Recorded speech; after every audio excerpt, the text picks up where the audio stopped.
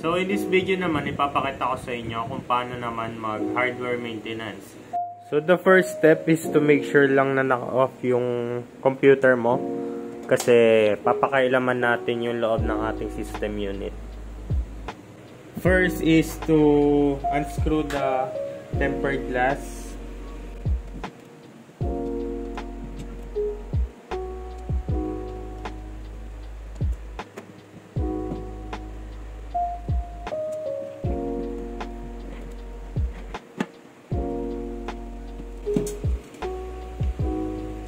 Tanggalin lang natin yung tempered glass. And simulan na natin mag-brush.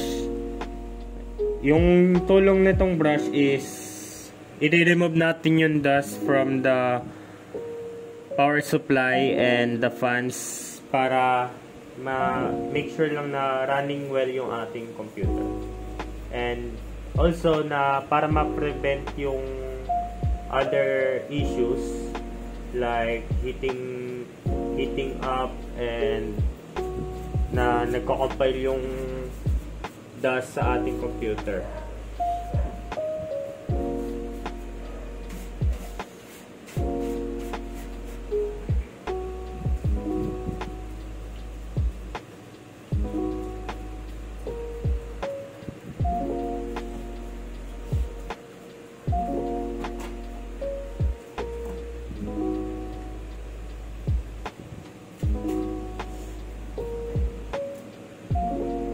So, ang iba pang step is make sure lang na connected yung ating wires para ma-check natin na maayos yung ating computer. Yan. So, wala naman tayong pinakailaman dyan. Next step is linisan din natin yung ating keyboard dahil nagkakaroon ng dust sa loob niyan.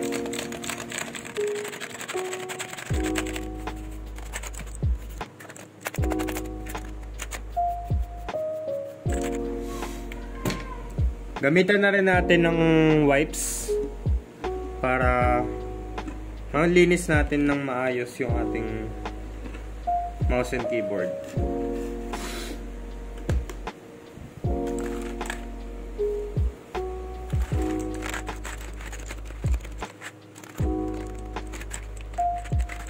Ganon na rin yung ating mouse, linisan natin.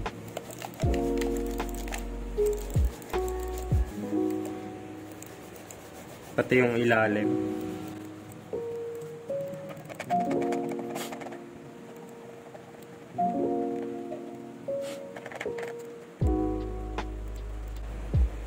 Doble ingat na lang din sa paglilinis dahil pwedeng mapasukan ng tubig yung loob ng mouse or keyboard mo.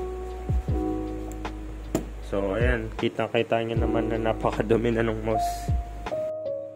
So yun lang po no, yung basic na step-by-step procedure sa pag hardware maintenance ng ating computer, and I hope may natutunan kayo, and thank you for watching.